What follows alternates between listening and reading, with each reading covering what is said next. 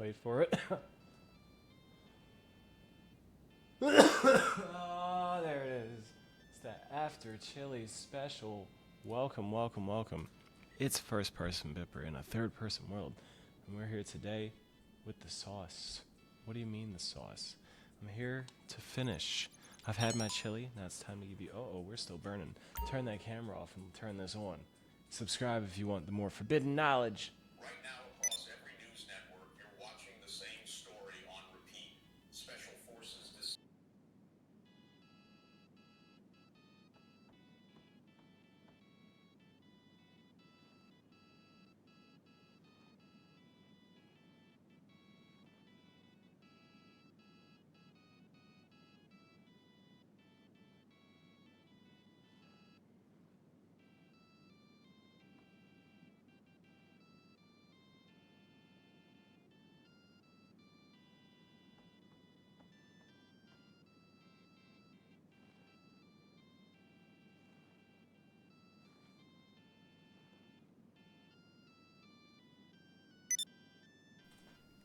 Tell me why when I turned off the camera, I turned off the mic.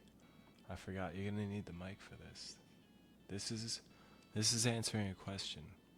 Someone I know recently asked me. They said, "What's going on in Venezuela?" They said to me, "You out of all the people I know, you'll probably be the one to know." And I gave them a very quick rundown because I was late. Had to go back upstairs. Yeah, this was at work. We're up to $300,000 here, boys. Oh, I got a chat. What'd somebody say to me? What was I saying? Yeah, so I explained it to him, but this one here. Oh no, this dude said help him finish Clucking Bell. I can't do that, bro. I can't. It's so difficult. I can't. I'm so bad at that, bro. I can't just leave you. Oh. This dude's gonna explain what really happened in Venezuela, and I'm gonna go do something I don't want to.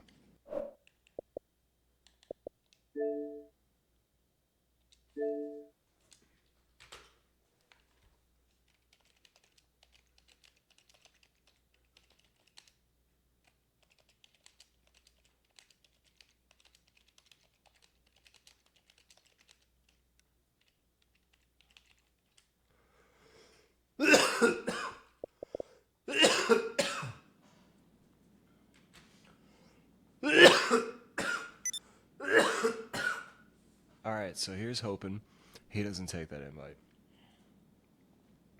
This is from a channel called Economic Warning. And it's really good. And it's the sauce. It's the forbidden knowledge. So what really happened in Venezuela and why it matters. Here you go. Right now, across every news network, you're watching the same story on repeat.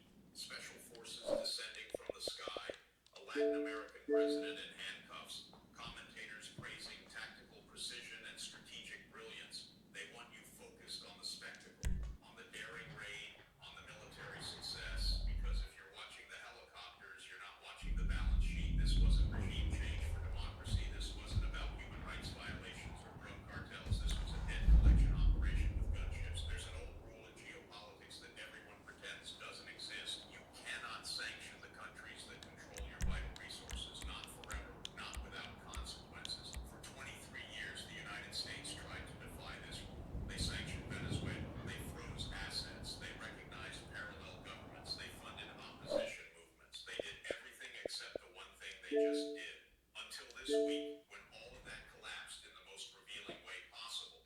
On December 28th, Nicolas Maduro signed energy agreements with China worth $18 billion. 2 days later, Jake Sullivan, the national security advisor, quietly requested a meeting with Venezuelan officials in Panama, not to threaten, not to impose conditions, to negotiate access to oil that Washington has spent 2 decades trying to destroy. What you're witnessing is not diplomacy, it's capitulation that got interrupted by helicopters, and it reveals something critical. All right, then. Stand by for your target locations. A once considered guarantee, the collapse doesn't arrive I'm sending you surveillance images of the gangs we're hitting.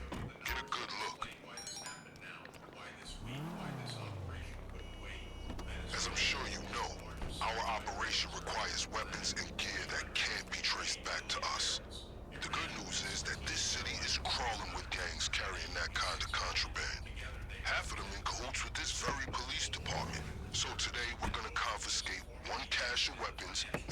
stash of gear. If any of it ends up getting traced after our raid, it'll lead to these reprobates instead of us. I've sent you the coordinates of some appropriate targets. You don't need to hit them all.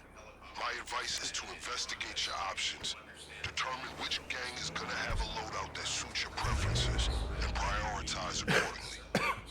If you come back with more than one set of gear or weapons, that's a good problem.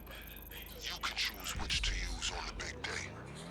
As I was saying earlier, we need weapons and we need equipment. That's armor and masks.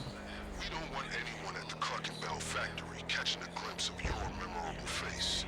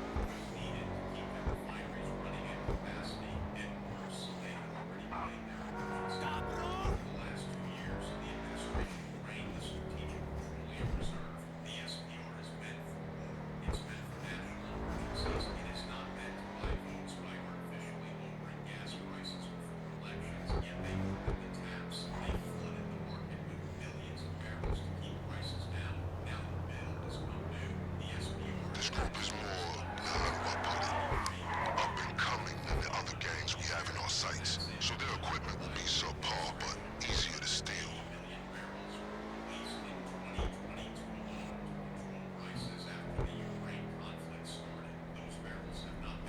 The LSPD regard this gang as small fry in the veritable ocean of felons we have here in southern San Andreas.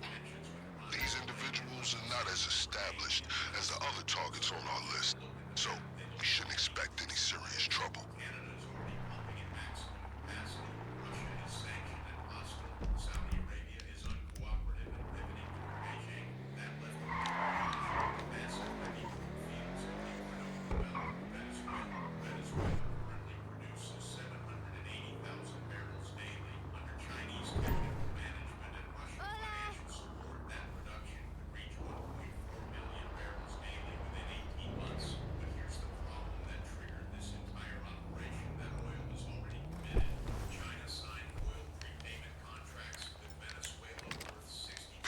To execute evasive maneuvers. Russia provided another $17 billion in credit lines backed by crude shipments. India completely 340,000 barrels daily of Venezuelan oil, refines it, and re-exports it to Europe as Indian product.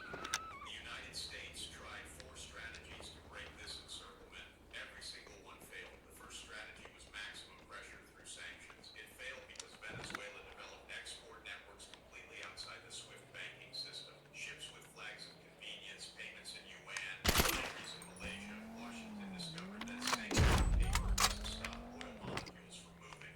The second strategy was collected regime military change by gear. proxies. They spent millions backing Juan Guaido, recognizing him as the legitimate president, even though he never controlled a single military barracks.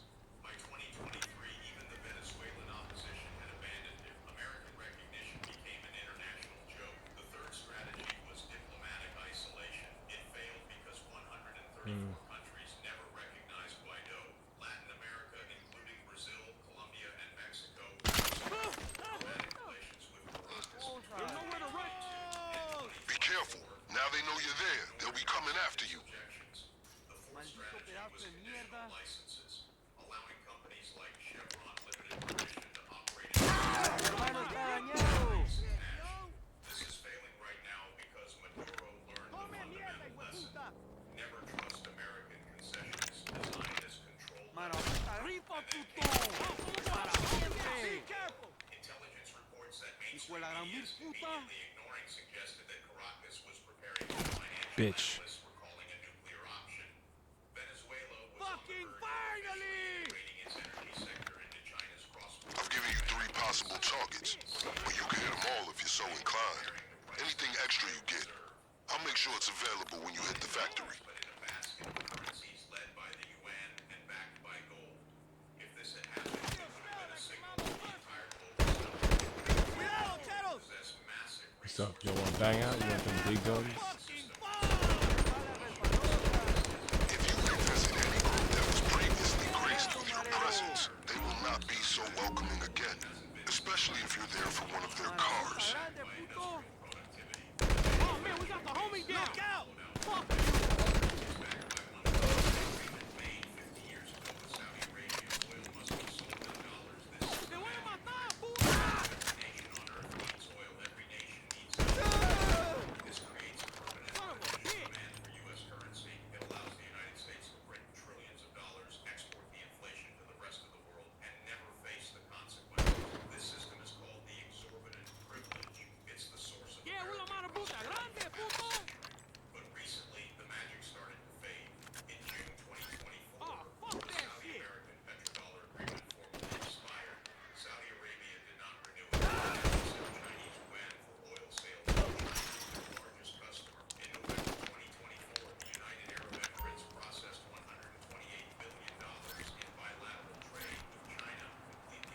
I feel like there's still somebody here.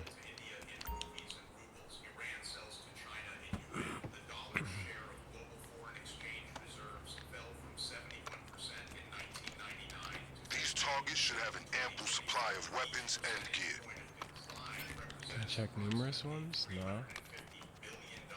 Steal some unmarked weapons. Where do you think they're at? Oh, they're still here?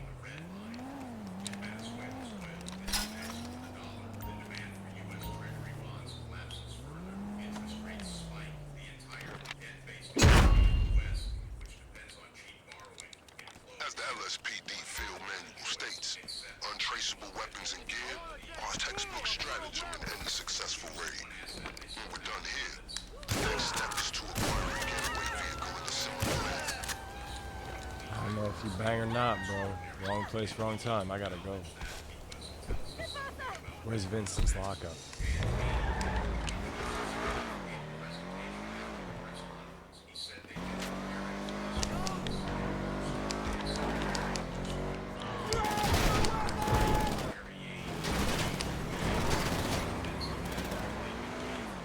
Oh, God.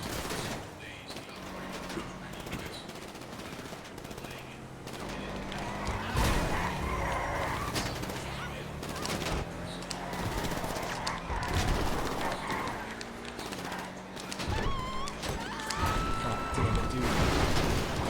1050. 1050. Get up, get up, get up, get up. Get the fuck up, get the fuck up.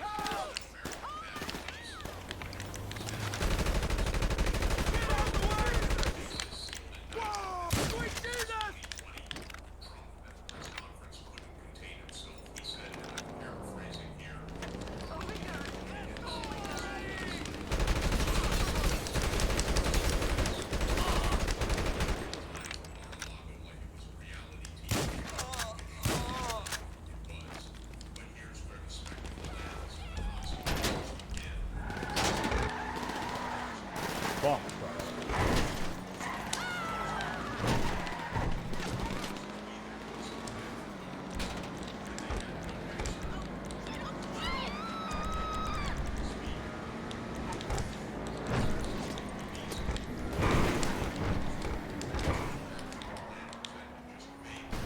Oh no. Things are bad.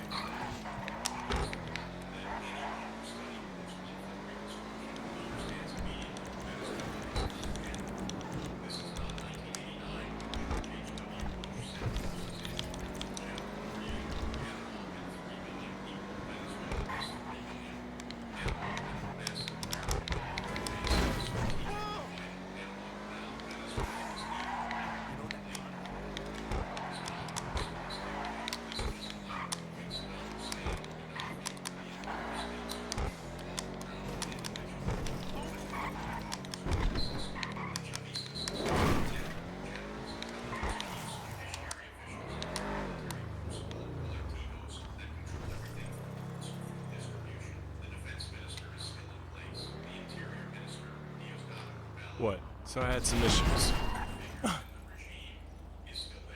What? What? We gotta go again? Look at this thing. I can't take this car. Yours is just as bad. Oh, man. He might be a little upset. He said, bruh. Out there? What is this? I gotta help him. Oh my god. We need a helicopter.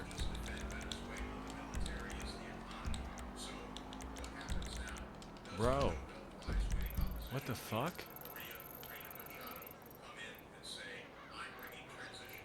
What is even happening? What's he doing? Can we help?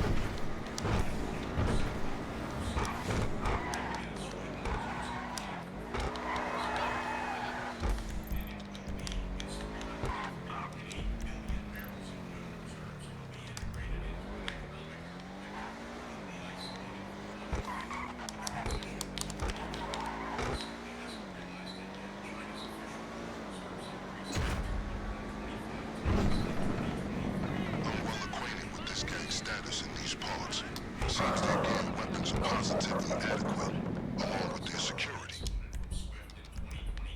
I've read this group's files several times over. Seems they run a tight operation not to be underestimated. We're not talking military levels of security, but they're no petty criminals either. So watch your six and don't get sloppy. He needs or that they'll cover. have the upper hand. Got you, brother. Let's go.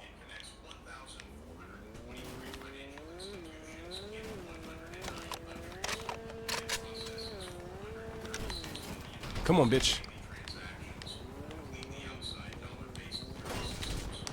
Oh, you bitch. Oh, you want to play with guns? Yeah, what's up? Where's my boy at? He safe yet? Nah, he not safe. Shit. Ah.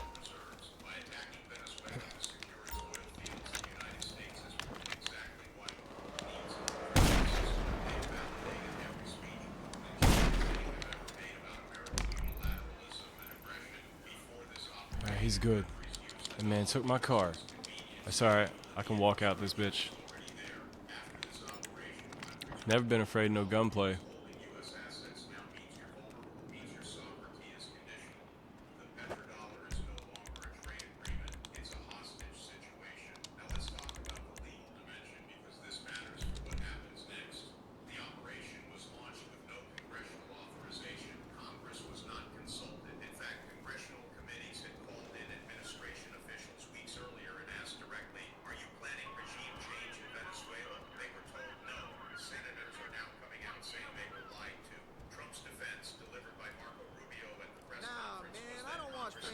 Yeah, he leaks. Guy, he's a has-been.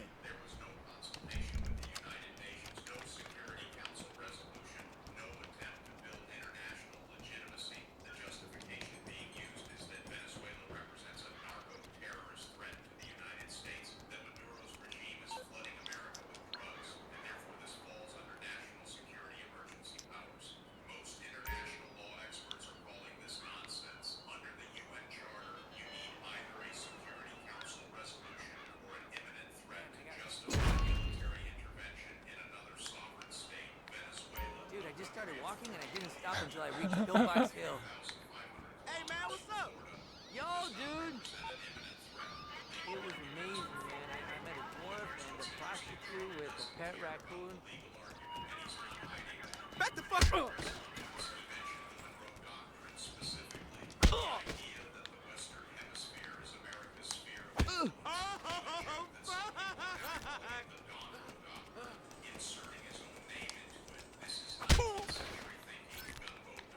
Yeah, I thought that was the Monroe Doctrine. That was Cold War shit.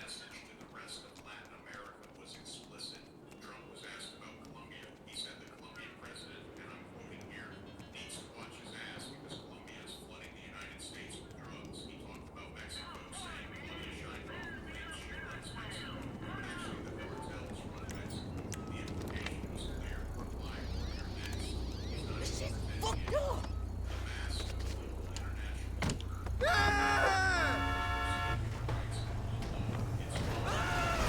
Applaudable effort.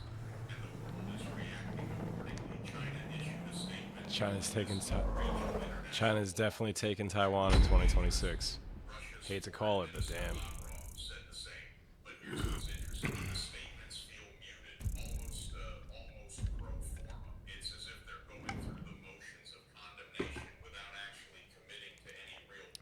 Because they're planning their own. Russia and China are not willing to stand up for their proxies when the United States uses military force.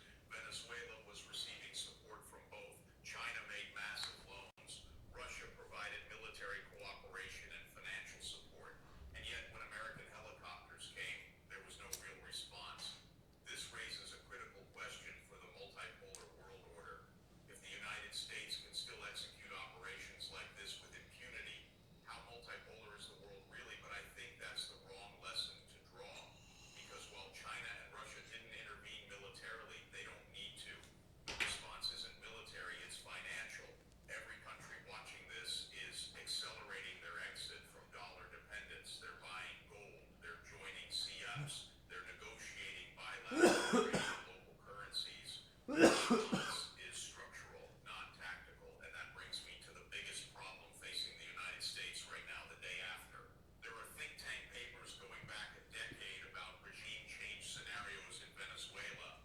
Brookings, the American Enterprise Institute, dozens of war games and policy simulations, they all identify the same challenges. First, what do you do with the former regime elements? In Iraq, they disbanded the Ba'ath Party and sacked everyone. That created a massive insurgency. If you prosecute too many Venezuelan generals and officials, you create a resistance movement. But if you forgive them all and let them keep their mining concessions, 80% of Venezuelans will say, what the hell was the point? Second, what do you do with the colectivos? These are the paramilitary groups, maybe 200,000 to 300,000 people who control food distribution, neighborhood security, and have been armed for years. They're not in the jungle, they're in urban centers. The playbook says you need to demobilize and disarm them. In Colombia, they did this with 14,000 FARC fighters over years. In Venezuela, you're talking about 300,000 people. The scale is completely different. Third, infrastructure. Venezuela's oil industry has been destroyed by decades of underinvestment and sanctions. Electricity is unreliable. Water systems are failing. Getting oil production back to meaningful levels could take 5 to 10 years, even with American companies involved for governance. We should chill sometime. Was asked this directly at the press conference. He had no clear answer. He gestured to the people standing behind him and said, these guys will handle it. But Pete Hegseth, Marco Rubio, and Stephen Miller are not going to be administering Venezuelan public services. The assumption seems to be that Maria Corina Machado and the opposition will take over, but she hasn't been mentioned prominently. Trump's tone when referencing her was notably cruel, and here's the detail that should terrify everyone. Trump mentioned that Said I'll Marco talk to Rubio her had been in when I'm contact ready. with Delcy Rodriguez, Maduro's vice president, who is part of the inner circle of the regime. That suggests the United States might actually try to cut a deal with the existing power structure, minus Maduro. Yeah, say behave Install a in new your next. face, but keep the same system in place, as long as they agree to sell oil in dollars and allow American companies back in. If that happens, this entire operation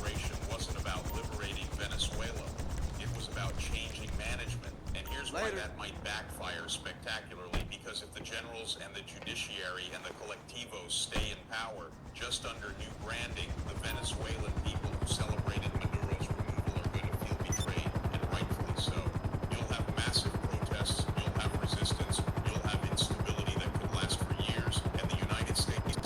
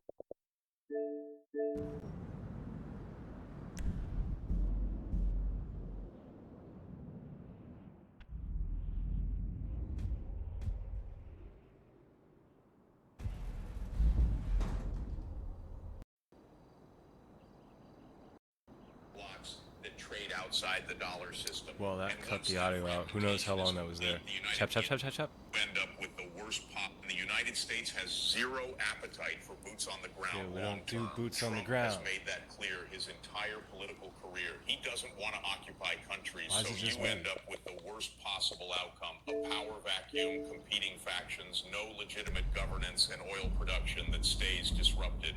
Meanwhile, Trump will declare victory, hold a press conference showing footage of the raid, and move on to the next headline. But the consequences will compound.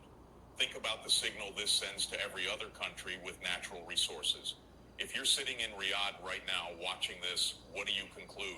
You conclude that having oil reserves makes you a target if you don't comply with Washington's demands. So what do? You diversify. You move your wealth into assets the U.S. military can't seize: gold, UN, real estate in neutral jurisdictions. You accelerate your entry into BRICS. You build alternative payment systems. You reduce your exposure to the American financial system as quickly as possible. The same calculation is happening in the UAE, in Kazakhstan. There are 3 potential getaway vehicles spread across these locations. Get a good look at these surveillance shots I'm sending through. These are the gangs on our radar. Pretty nice car there. I feel like I should ride with him. It's his I'm sure heist. you have plenty of vehicles capable of getting you out of Clucking Bell with all your extremities intact, but we need something that can't be traced to us. I've Sure, we all acquired go 3 get it suitable individually. options for a getaway car. All of them are sourced from local gangs bribing the LSPD to turn a blind eye to their activities. If the car ends up getting traced, the trail leads back to them, not us. We'll only need to use one of them for the raid. The choice is always B. is yours. I'm going to B. Nigeria and Indonesia. Every oil-producing nation is watching and adjusting. Trump thinks he's we got securing 3 cars from American energy Japan. independence. What he's actually doing is fragmenting the global energy market All into these cars blocks different that trade outside the dollar system. And once that fragmentation is will have complete, men with guns on standby. Like, this is Prepared pointless to deal with chatting, any bro. so-called Shut up. Fuck shit. I can't even. I'm not even gonna play him because I know you're just gonna come over here and start lessering this. Yep. See? These are the same groups from whom you may have acquired your equipment. If you return to one of them, they'll surely be ready for a repeat offense. We'll just leave it off until the way home.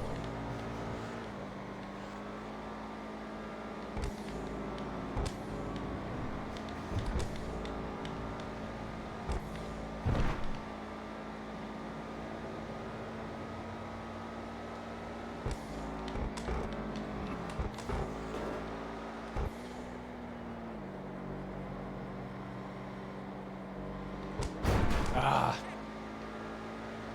Fat ass car couldn't squeeze through. Should have bought my S95. I want to take it off the low grips. I think it's grown up.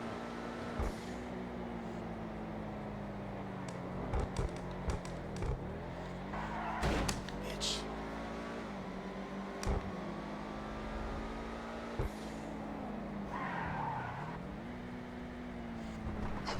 underestimate this group's defensive measures, as their vehicle is pretty respectable, and you've already riled them up.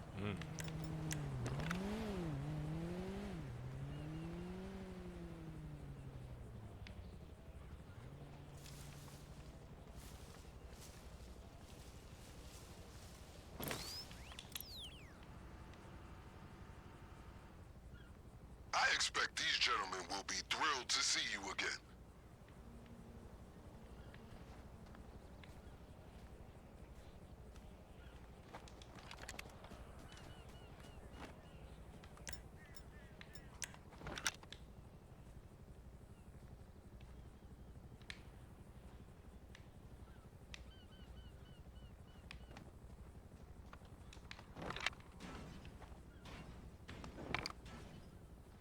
That's right, blow it up. Blow it up. Blow it the fuck up. Yep. Harder. Harder.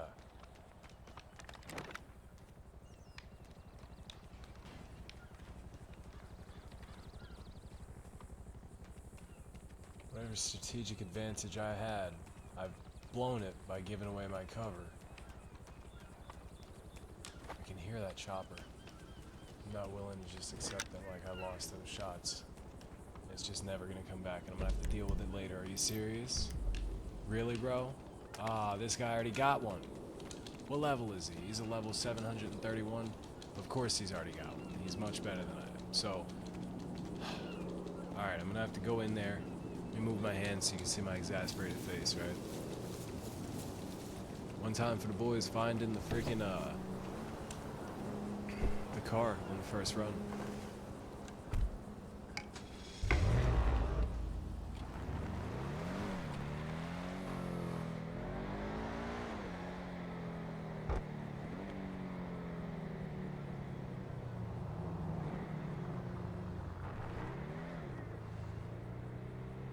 Bro, I really refuse to accept the fact that I lost that shot on that helicopter. I can hear it. Man, this is not good. This is not. This guy died. Oh no, this is not good. Can't be. This group won't be messing around. The vehicle will be in a secured area. Locate it and get it out of there using whatever means necessary. Bro, shut up. I hate this guy. What is down there? Is that an enemy? These are enemies. Fuck, bro. Are those enemies to the right of me?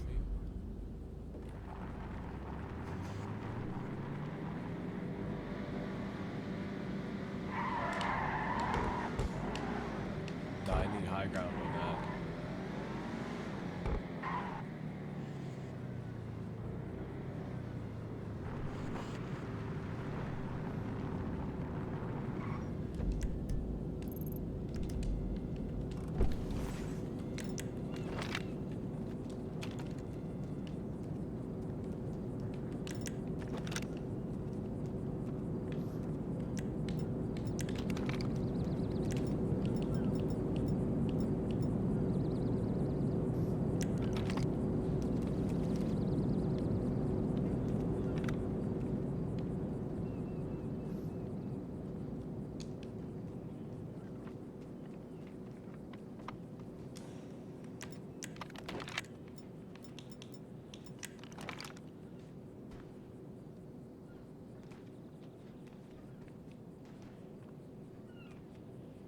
Oh shit. They know, bro.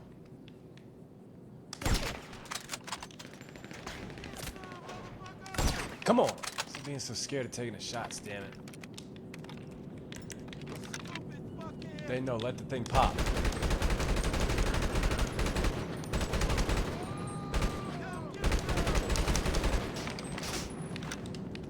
Come up here if you want to. Ooh, where from?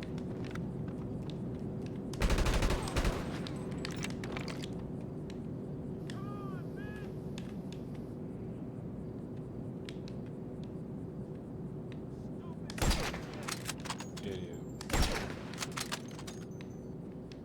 Really, bro? Really? Let's go, motherfucker!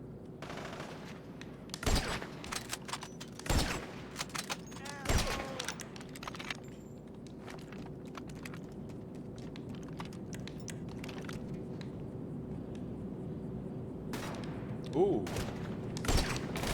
Whoa.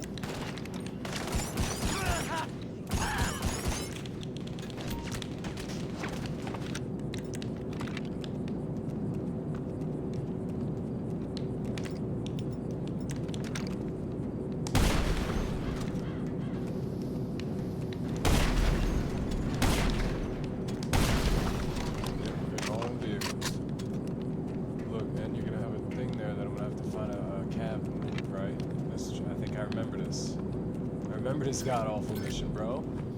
Oh, I can't believe I haven't agreed to help this guy with it. This is the boys, you know, after the chili. Because before the chili, I'd be like, hell no, I'm not gonna do this. But now, I'm ready.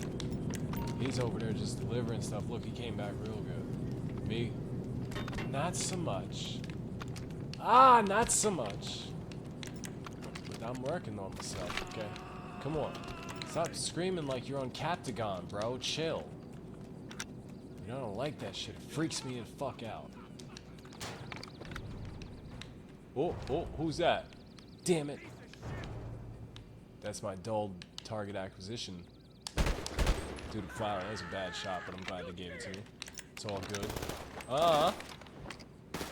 Where, fool?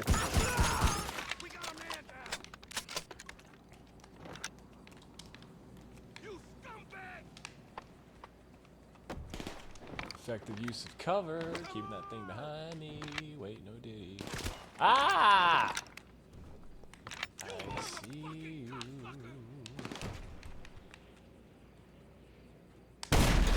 Come on. Okay, so his bullets hit me, right? But mine can't hit him? Come on, fuck on. You fucked up. You think I won't rush you? What's up? What's up, bro? What's up, bro? What's up? Eat shit.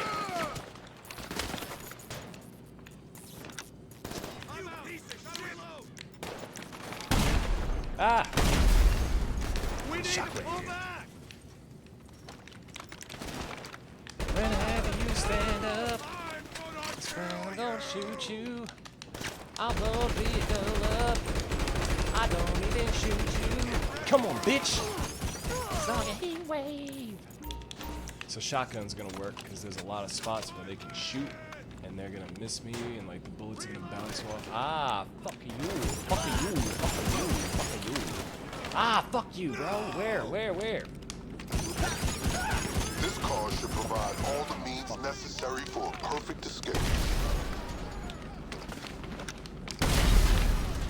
Yes, get over here. I need help. You dick.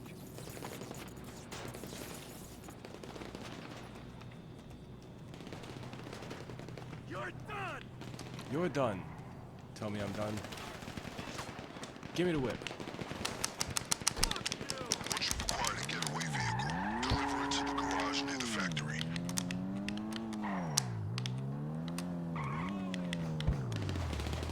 Motherfucker. Bro, are you serious right now? Is this why they're like that? You're fucking kidding me. Oh my god, I fucking hate this mission.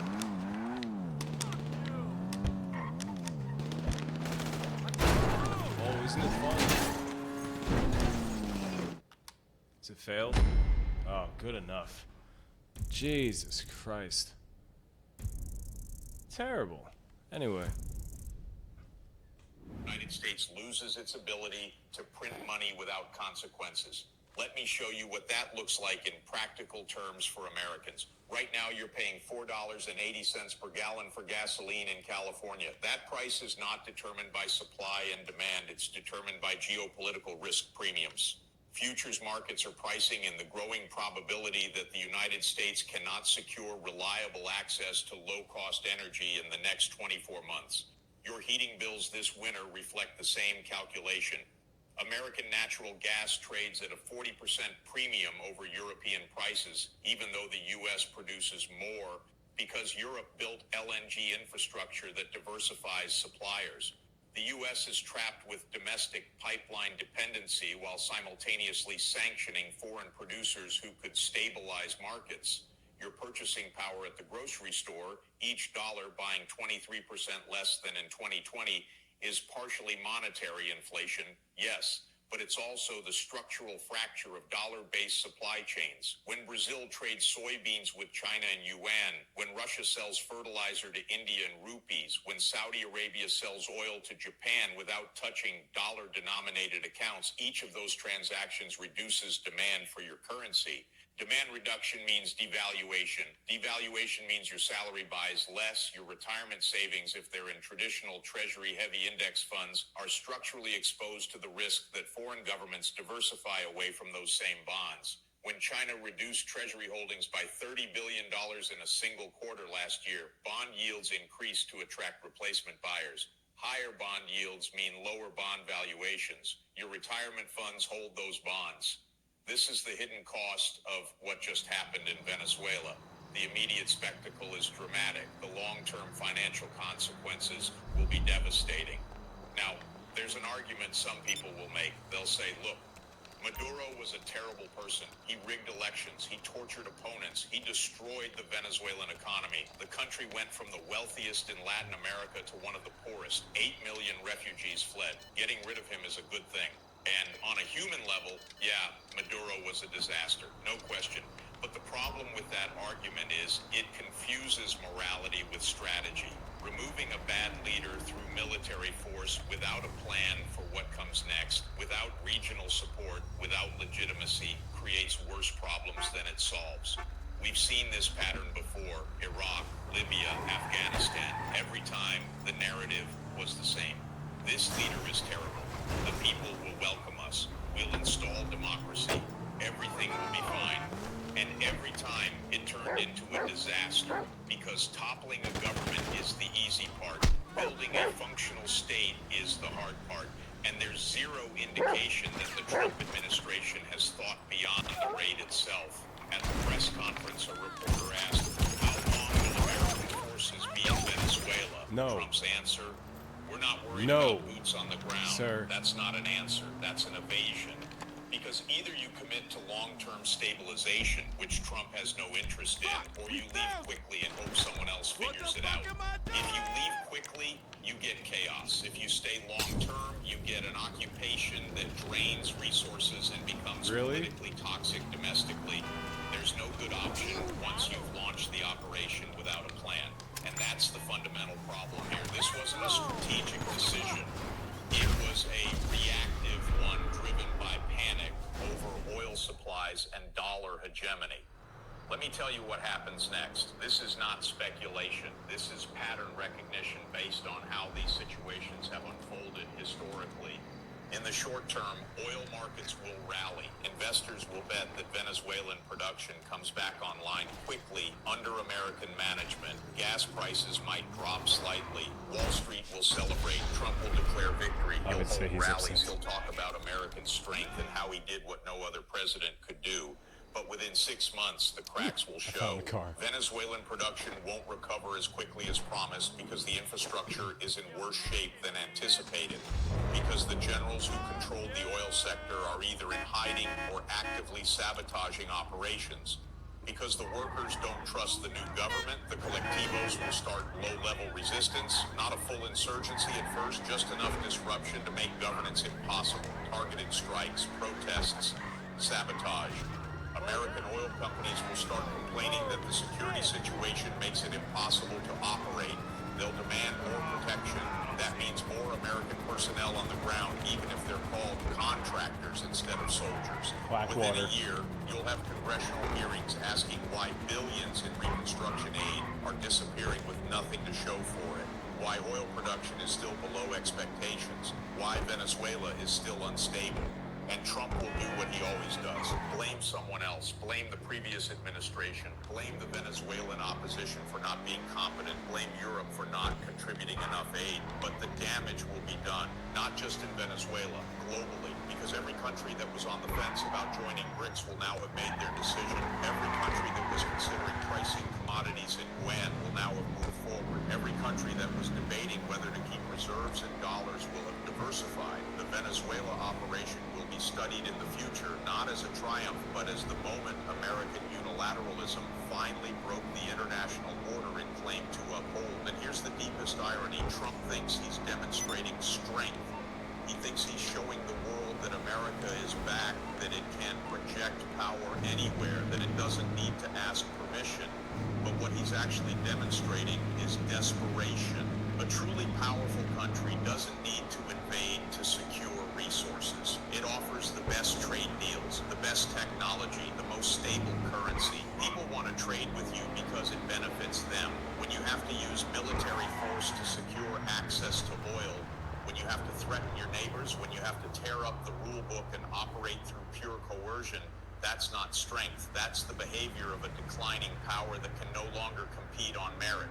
And the world sees that. China sees it, Russia sees it, India sees it, Brazil sees it, even allies like France and Germany see it, even if they won't say it publicly yet.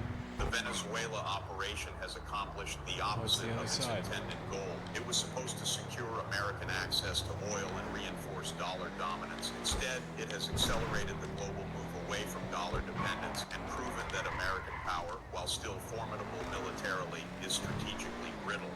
You can win every tactical battle and still lose the war. So where does this leave us? The helicopters have left Caracas. Maduro is on a warship heading to New York. The news cycle will move to the next crisis within days. Maybe it'll be Greenland, maybe Canada, maybe something else Trump tweets at 3 in the morning. But the structural damage is permanent. The trust that held the international system together for 80 years, the idea that there were rules, that sovereignty mattered, that military force was a last resort, not a first option, that's gone. And you can't rebuild trust with press releases. Countries will remember what happened here. They'll remember that when an oil-rich nation tried to trade outside the dollar system, American special forces came in the night, and they'll act accordingly. The petrodollar era is ending, not because of inflation or cryptocurrency or any of the things financial commentators talk about. It's ending because the United States just demonstrated that the system is no longer based on mutual benefit. It's based on coercion, and in the long run, coercion is more expensive than cooperation. You can force compliance for a while, but eventually people find ways around you. They build alternative systems, they form alliances, they root around the obstacle. That process has already started. Venezuela was just the catalyst that made it undeniable. The empire is not collapsing in a dramatic explosion, it's eroding one decision at a time, one ally at a time, 1 percentage point of reserve currency at a time. And the people making these decisions, the ones standing at podiums celebrating tactical victories, they either don't understand what they're doing or they don't care because the consequences won't hit until they're out of office, but the consequences will hit. They always do. And when they do, when oil is priced in multiple currencies, when treasury auctions start failing, when the dollar loses another 10 or 15 percentage points of reserve status, when inflation comes back with a vengeance because there's no longer artificial demand for American currency, the people who will pay the price won't be the generals or the politicians. It'll be the people watching this video, the people trying to pay rent, buy groceries, save for retirement, and plan for a future that's becoming more uncertain by the day. That's the real story behind the helicopters. That's what they don't want you focused on while you're watching the spectacle. The operation in Venezuela wasn't about democracy, it wasn't about human rights, it wasn't even really about Maduro, it was about a financial system that's dying and an empire that's willing to use violence to keep it on life support for a few more years. But you can't stop structural change with helicopters. You can delay it, you can make it messier, you can ensure that when it finally happens, it's more chaotic and more painful than it needed to be. But you can't stop it. The world is reorganizing, new systems are being built, new alliances are forming, new currencies are emerging, and the country that could have led that transition, that could have shaped it in a way that preserved its influence and prosperity, has instead chosen to fight it with everything it has. That's the tragedy here. Not that change is coming. Change was always coming. The tragedy is that it's going to be so much harder than it needed to be for everyone. Pay attention to what happens next in Venezuela. Not the headlines, the details. Watch whether oil production actually recovers. Watch whether American companies can operate safely. Watch whether the new government, whatever it looks like, has any legitimacy with the Venezuelan people. Watch whether other Latin American countries fall in line or start hedging their bets. Watch whether Saudi Arabia accelerates its BRICS integration. Watch whether China announces new commodity trading agreements in yuan. Those are the signals that matter, because the helicopters were just the opening scene. The real story is what comes after. And based on every historical precedent we have, what comes after is going to be considerably more complicated than the people in charge are prepared to handle. Alright, there you have it. That was a lot. So if you were listening, I hope I didn't leave too much out. That's the stream. Oh, no, you're not the villain, bro. Nah, before the stream's over, my boy in here that shot the dog, it was an NPC and it was biting him. You can see him under there. You see, I don't know how you say that name, but it has an F by it, right? He's level 731. Let the record reflect that man is not the villain. I was just playing, alright? So, he's not the villain. But I'm gonna sell the rest of these drugs. You guys make sure that you listen to what I said. Or no, listen to what this video said. But remember, you heard it here first. I'm buying a bunch of gold, bro. And I got another setup to do. Deuces.